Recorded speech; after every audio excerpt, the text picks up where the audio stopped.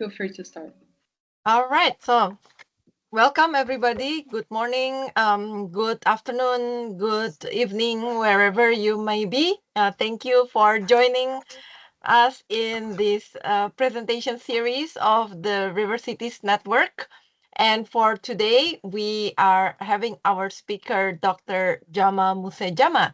So I am Rita Padawangi. I will be the moderator for this session. So my task will mainly be keeping time as well as facilitating the Q&A later on. But my first task now is really to introduce Jama before we start the presentation.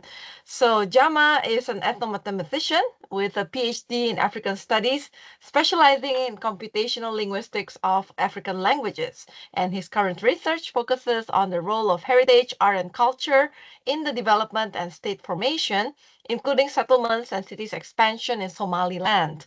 He is also a founder and yearly organizer of the influential Hargeysa International Book Fair, and he is currently director of the Hargeysa Cultural Center in Somaliland. Dr. Jama has also a senior associate researcher position at Italia's National Research Council at Istituto di Linguistica Computazionale Antonio Zampoli, and he's a lead researcher at Somaliland Center for African Studies. So his presentation today will be on Hargeysa's seasonal river threatened by climate change, a plea for intervention. So as usual, I think many are usual attendees of the seminar series, but welcome everyone, and if you just join us for today, we would welcome you too. And as usual, we will have 1 hour of presentation. So Jama, you will have until about 1 hour to present. I'll try my best to let you know when you're at 10 minutes towards the end time and 5 minutes. I'll try my best. I don't know how to do it on Teams. I'll try. I'll try. All right. So without further ado, so Jama, would you like to start the presentation? Thank you so much, Rita, and thanks to the team, the organizers. These series are becoming so important conversation, not only for the network, but also other people who are interested in the topic that we are conversating. So thank you for having us as a team. I will be speaking, but honestly, not only my name, but for the entire team. So the presentation that I'm doing is on behalf of the presentation of the whole team of the Hargeisa river team. I will present what Hargeisa, where Hargeisa is located, what Dooxa Hargeysa or these rivers in Hargeysa is. And here, Tirsit Parik, who is connected from the Somaliland Center for African Studies, and myself will be representing the team. Dr. Mohammed Hashim might be connecting, and Ahmed Ibrahim Awale, as I said, he excused himself for unavailability, but he might join listening, and we might expect both of them to come online. So the team is basically these 4 of us. But as I said, as Rita was saying, I'm part of the Somaliland Center for African Studies as a researcher, where we have the lead of the center, Tirsit Parat, who is connected from actually within the premises of the Hargeisa Cultural Center, but with this different institution that is dealing purely the research side of our activities. So I want to introduce to you Tirsit, since I was being introduced by Rita. Tirsit is leading this institution, this new department of our organization. She's a PhD student, but for the last decade, she's working here in Somaliland. She's an Ethiopian. I don't know which nationality to tell at the moment, but she's Ethiopian, but she was working with us here in Hargeisa and mainly in the Hargeisa Cultural Center for almost a decade now. So she's based here, and she's leading this institution where I am also doing some research on my research activities. Tirsit was working on social linguistics, but she's interested also the issue of anything that was related to the social, impact of not only climate change, migration, and all what is happening in this part of the world that's touching the life of the people so closely.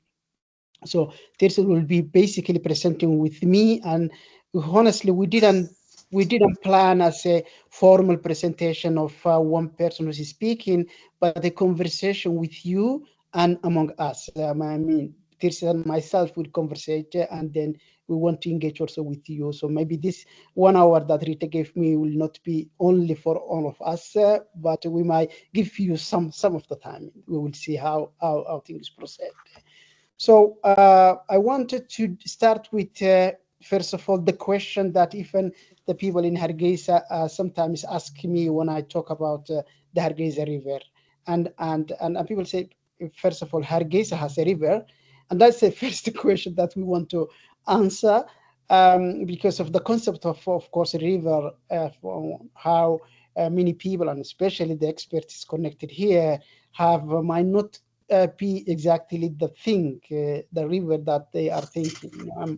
I'm in my half time. I'm based in Pisa, Italy, where we have all the entire life of the city coming from the river of the city. Here, I guess it's a bit different. But the water might not be for the whole year, but when they are not. How I can say, they cannot be ignored. So they are some part of the year, but if you want head about the water, whether it is because of angry, so damage that they're making, or because of lack of the water, and then because of that, land grabbing and pushing the river in a dangerous situation, and then the river reacts like what's actually happening in these days, these rainy days of Hargeisa, and we will see some of the photos of what I'm talking about. So Hargeisa, yes, it has a river, and it has an important river for its history because of it is the definition of the origin of Hargeisa is where it's coming from. It is this piece of water route that originated the entire city. And I'm talking about not that long ago. I'm talking about a couple of 250 years ago. And that's where we started with the existence of the first that we know about, the residential area of Hargeisa. And what existed was the only physical thing that existed was the river where the camels come for watering due for the not rainy season, and the dry reason the camels were put here in this part of the country, and that's where the capital city formed. Okay, now, and the reason of this conversation is it is yes, it has a peaceful river, but it is threatened by the climate change. So we want to do this play in this platform, but also the activities that we are doing within the network, within our organization, within the Hargeisa Cultural Center, and as we see with other partners, is how we can interfere and support that we can save this, riverbed that's becoming, endangered. I consider heritage, endangered heritage, tangible heritage of the city. So a bit of history for those who don't know what I'm talking about. Geographically, I'm based in Somaliland. We are connecting from Somaliland, and Somaliland is a country that got its independence from the British colonial power in 1960, and then in 1st July joined it to Italian Somalia and to form a Somali Republic. So then since 1960, there was a Somali Republic. And then after 40 years or 30 years for struggle and war and a story that we have no time to talk about here, in 1991, 18 May, Somaliland again became independent from Somalia. And it's not recognized internationally by any country, but it's a de jure country that's it is all functioning as a state requirement. So this is a bit of Somaliland, and Hargeisa, the capital of the republic where we are have this river, is another city that changed for the last 50 years in a tremendous way because of I was born in this city, and I remember the first statistics that we have as 250,000 population, so big small city in the former Somali Republic, and today we have 2.5 million people out of not more than 5 million population of Somaliland. So basically 50% of the people of Somaliland today are in Hargeisa. And this, of course, shows all the weaknesses, but also the strengths of the African capital that we will see how it's impacting. What I will talk about is not only the climate change, but what else affecting this part of this piece of land of water route, which is so important for the city.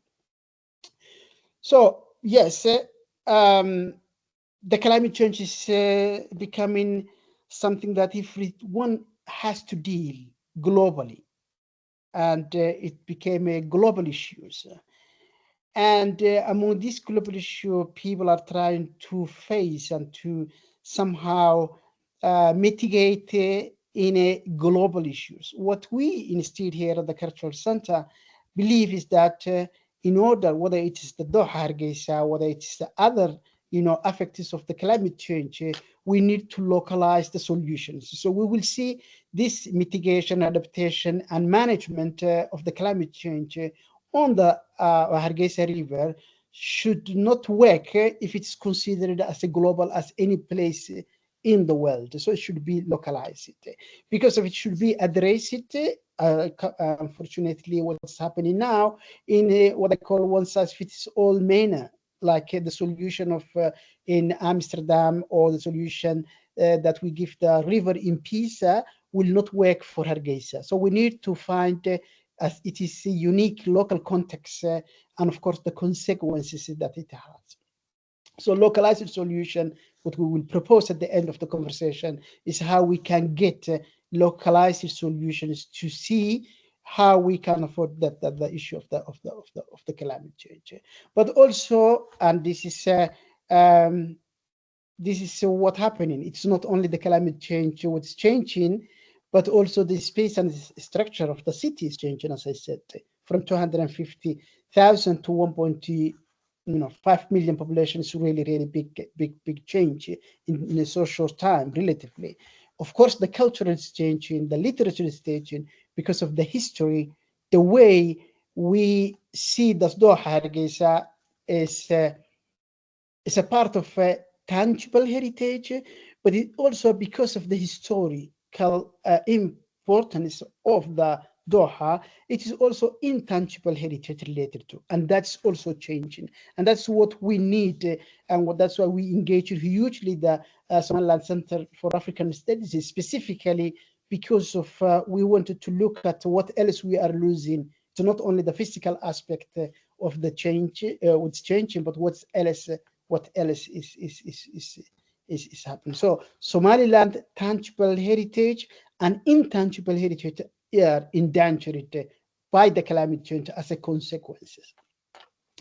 So in this presentation, to what we will examine for the tangible heritage, it's basically Dooxa Hargeysa, so the Hargeysa riverbed, but also we will touch a little bit of large-scale heritage, which is the next door when the river passes through Hargeysa, the first place that it hits, which is a historical heritage site, world heritage site, and so important. And also up to Darole, Berbera, another city next door, which the Doha arrives to the sea, but it still have some impacts from the climate change.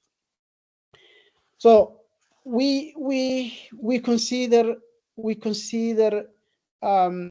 mainly the Hargeisa riverbed as a landmark symbol for the city.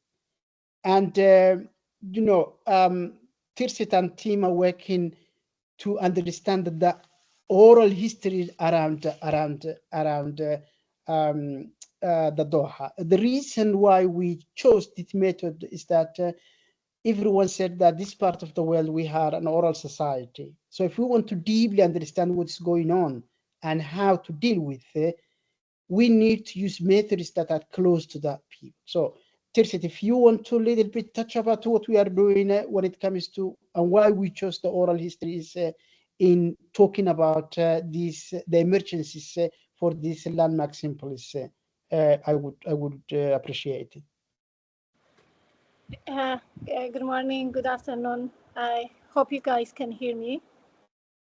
Yes. Perfect. So, yeah, as Dr. Jama said, Tusis Barak, and I'm happy to be here. And yes, so especially within the methodological appropriation of using something that is set into the local ways and livelihood systems, we have been focusing on oral history method, which I'm pretty much sure you guys have the understanding of it, so that we can have a clear understanding of what does it mean itself when people are talking about or associate themselves with the dog or the riverbed in Hargeisa, what sort of attachment do they have? And such kinds of expressions and understandings can only be attained through a lived experience narration or also some testimonial that has been passed from generation to generation through the oral method.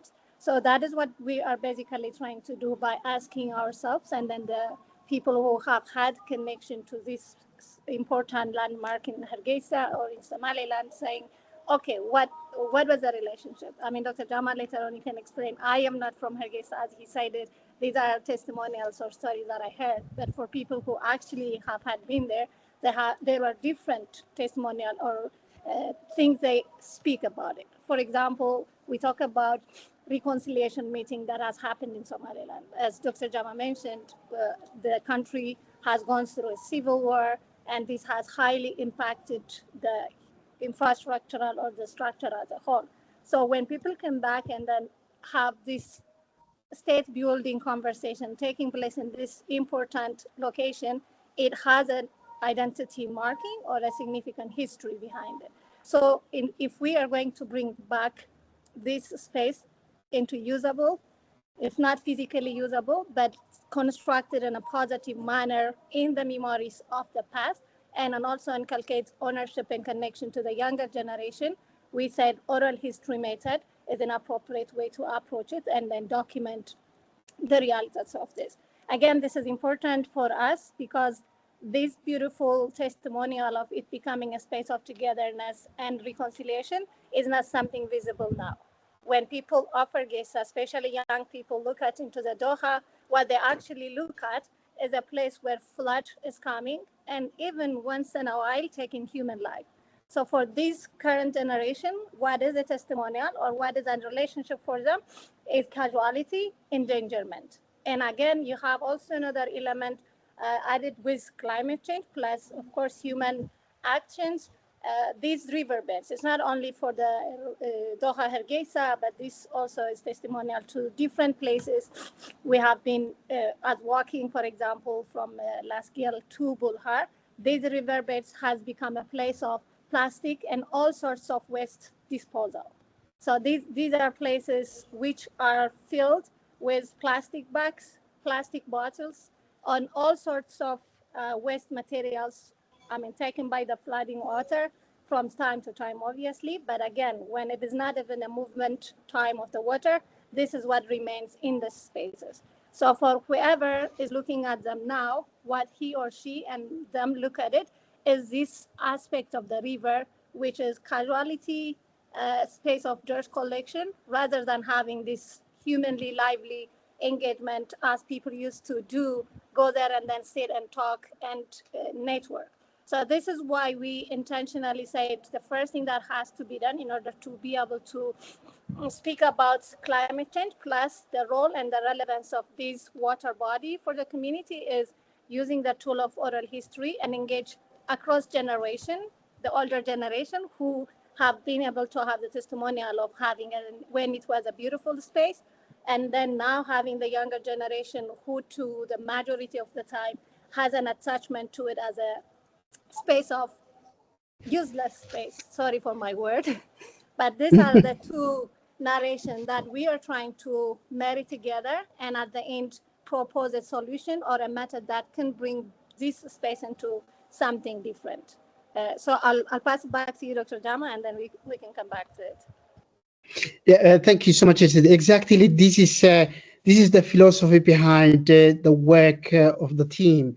There is a kind of a love and hate with the river from the community, and the hate is what is seen because of first of all the problem is coming from the human side because there is a land grabbing. We are cutting trees. We are getting basically as because of the city is growing as we have seen, and then there is no anymore the space for the water to because of also for the most of the year it's dry, so people take the land and use the building, and then that hatredness towards the water comes back to us as it's happening in these days, that when it rains, then the water reacts, and then there is a fight from their side, and we will see how the damage is happening. So this kind of hate, we want to see as a love hate, because of we can't unfortunately do without the hatredness, because of we the humans are doing the first action, but at least what good happened in the Doha. So what's the symbol of the river bed? Tirsi mentioned the reconciliation meetings, but also the entire important meetings. We found out in this research that in 1960, 26 June, when Somalilanders were going to the UK, to London, to sign the agreement of the independence, the pre-meeting of the tribes who were living in Somaliland were came together at the Doha and decided who has to travel and sign for them the agreement that they got the independence from the British colonial power. So it's really symbolic, positive things that happened. We want to bring back that positiveness in a way to push for the love with the water rather than hate and trying to, we cannot manage the water react, so we want to coexist. So the coexistence of the city that is growing and the water is a natural way of dealing with is the major work that we the way that we are approaching to this. So basically this is the land. And if you, I don't know if the photo is making justice to the reaction of the water. This is just 2 days ago when it rained, and this part of this region of Somaliland, and the water basically are reacting to the.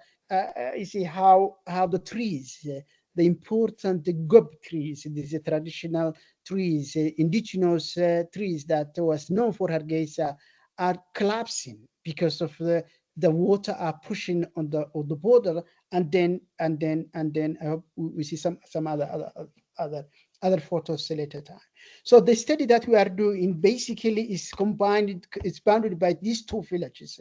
When the river enters to the city, which is called, this is small village called it Harafa, located at the west of Hargeisa, just before the river flows into the city, and Aupar Khadle, which is a very important and the fairest in the entire region Islamic center where the Islam, propagated when it came to the early days of Islam in Africa. So these two villages that were went from east and the other from the west side of the city is where we are focusing at the moment. So Haraf is historical for another reason, because of it was the anti-desert locust pesticide site in the colonial era, and it has its own problems with the climate change and with the consequences that environmental impact that it has. While our as I was saying, it is really the most important accredited, like for instance, the Somali Arabic nomenclature of the Horn of Africa in 12th century. So it's a well-known, important heritage shrine that is endangered today by the Doha, that coexisted for and since the 12th century, but now it's attacking because of people in Hargeisa made the mistakes, and the power of the water became strong, and this shrine is endangered, for instance. So I am conscious about the time, so I will be going what's happening today. basically the map is maybe Dr. Jama. I yes. mean, I think when we spoke about our colleagues, you do not even emphasize enough how important it is, especially when you're speaking or talking about women and their relationship to this space. Maybe you can, I mean, I know from the You reading go and ahead, engagement, please. This is really important. Yes, thank you because for this reminding me. this is a place where women, I mean, religiously and another spiritual connection go to and visit in a wish to be granted children. So, I mean, this is a mystical relationship they have. So, women who have difficulty or fertility go and visit this space. So yes, it was also one of the, I mean, it's a very pillar testament to Islam and the relationship to the whole of the community. But when you come to the woman, this is like a shielding space, a spiritual space they go and confine and then seek for solution in their understanding and way of belief. So having this space protected and having this space being eroded and taken, we don't know how long. I mean, with this all erratic cyclone and water flooding, raining that is happening, this is a heritage that really is in an imminent danger and something that is going to be taking historical relevance and relationship with identity of women too. Sorry, Doctor, for cutting you in, but Absolutely. Thank you so much for interrupting. This was really, really important. And you reminded me so many other stories that are happening. For instance, there's this small bridge that you and your generation didn't see because of it's not anymore in Hargeisa at the moment, which it was another symbolic place within the city this time, not like the outside, like the shrine.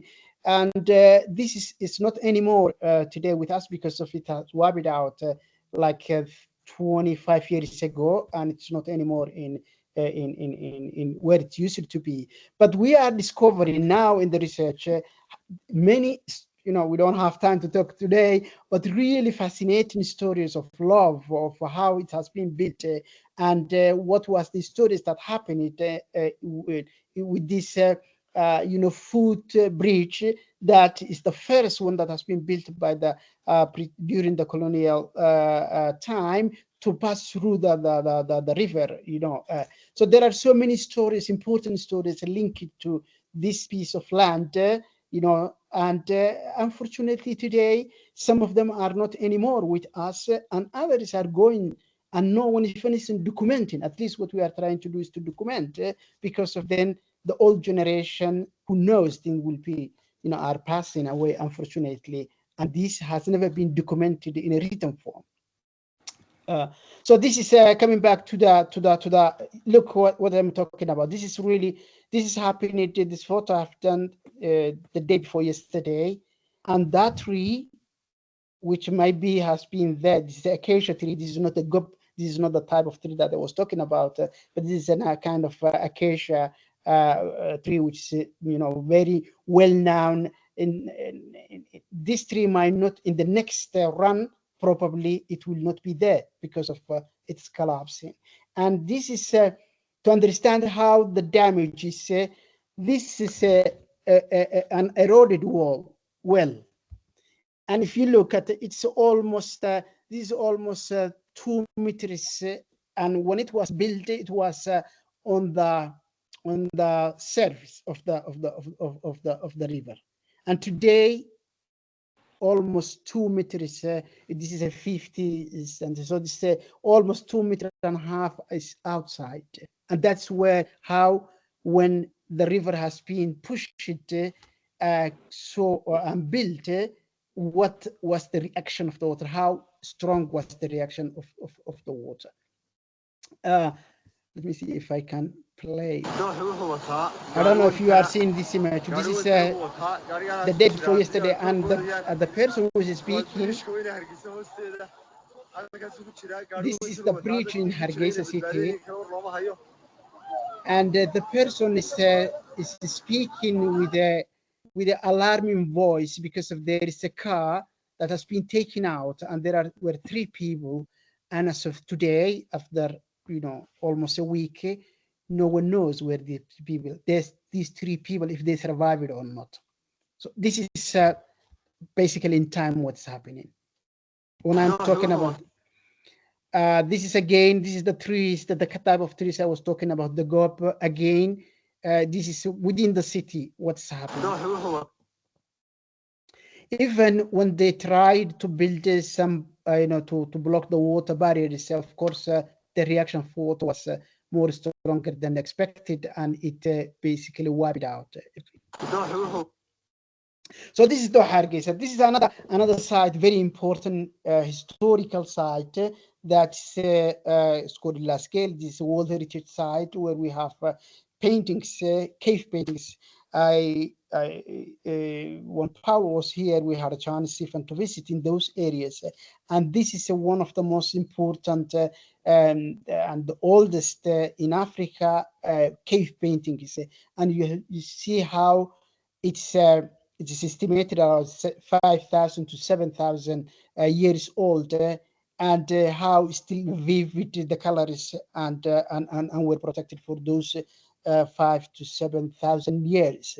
And unfortunately, because of the climate change, because of the way that we are managing the water, this is also another area that's really endangered. So basically, what has been protected between 7 to some of the archaeologists says that it is 10,000 years old.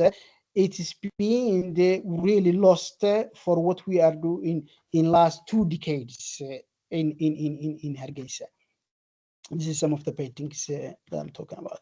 So the climate change is creating dust, deforestation, harsh weather, unexpected rains. All these things are happening in so short time for the last 2 decades, and the damage is really, really big. One last heritage site that I wanted to mention, which is in Darole, in Berber buildings, are having the same, sadly, the same end. And so the play for the effects of the climate change and not protection, because here in Berbera, it's not only the climate change, but it's also because of we are not protecting the heritage, the tangible heritage. They are really, really, really in danger. So not only climate change, and I want to go to the conclusion, but we have also the attitude of the people and the social change that's making more danger rather than what the climate is really doing, at least here in Hargeisa. And I have an example. This is what I call it, not only climate change, but also oil change effects. Because of it, it became a bad habit, and that's why we engaged with the local government and also the central government. Basically, the lorries, the cars go in there in the riverside and basically using a site for oil change. And that's creating still more damage at the biodiversities that used to have, whether they are trees, whether they are birds, whether they are all the life that existed through the river part today is not anymore there, not only for the climate change, but also, unfortunately, as I said, that social change, that irresponsibility that happening. This is one of the trees that I was mentioning where the oil changes basically kill it, and we will not have. So in the conclusions, what we are doing, Tirsit spoke about what the methods that we use it. I would have loved Ahmed Ibrahim Aware be with us today, but he's an expert. He's the president of the Somaliland Biodiversity Organization, which is an organization that's doing quite important work on documenting the biodiversity in Somaliland in general. And he joined our team because we were interested to see how and what could be done and how could be protected the biodiversity situation along the riverbed in Hargeisa. And I focused on the trees because of that was the visible and image that the water, when they fight back because of we are fighting them, the water happen. So the strong image of taking back what we are what we are taking from the riverbed. But Ahmed is also focusing on for example, on birds. They documented, the team he is leading documented the birds that used to be along the riverbed, that today most of the species are not anymore, because of the city, of course, expansion, because of the progress, but then the progress, if not managed well, the regression that is causing in the biodiversity. So what we are doing basically to team up with those who can support. One of our important um, partner is the local government in Hargeisa. The mayor and his team really did great work, and for the last 3 years almost, they decided to use the last Thursday of every month to clean at least. What Tirst was talking about is that the riverbed became also the garbage collection. So the campaign that they have done was to clean the riverbed at least within the city every last Thursday of every month, and that campaign worked because of not only that 2 hours of cleaning, which is important in any way, but also the message that it gave to the people. So it was some sort of educating each other, involving the schools, bringing the kids to the Doha when it's being cleaned, and getting back. I used it to play football when I was a kid at the Doha, because I was really born on the riverside. Our house was there, so I remember, I have this vivid memory that we were going to play when we were kids. This is nice space, clean. So the idea is to bring back that kind of image, and first clean, and that they have done quite good from that aspect, but also reserve areas where kids can go and play again, although they have other play yards in other parts of the city, but bring back that image in order to create that love relation with the water, with the river. So that's one good partner that we are having at the moment.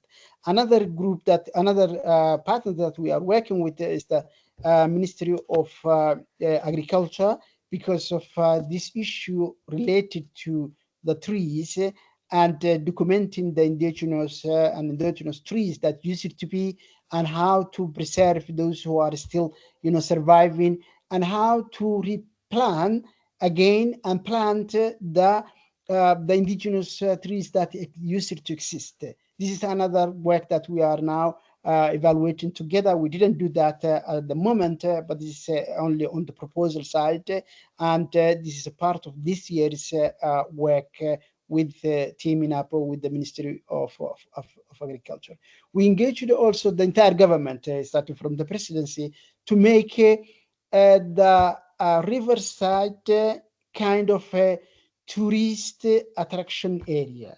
And basically what, for example, Tirsit was mentioning, every place within the river bed, that an important event happened, to map it, to make a symbol. So when the tourists come to the city, they can have a net, a route of visiting these places, and then write the oral histories related to these places and present it. So the tourist guides know, for example, we are preparing now this small document where each place has been geolocalized, and then the story that happened in that place has been written in Somali and English in a way that the tourist guides of the city can use it, and they take the tourists this kind of stopping area that, and tell the story of the riverside. It's still in the mindset of creating love relationship with the water and with the river.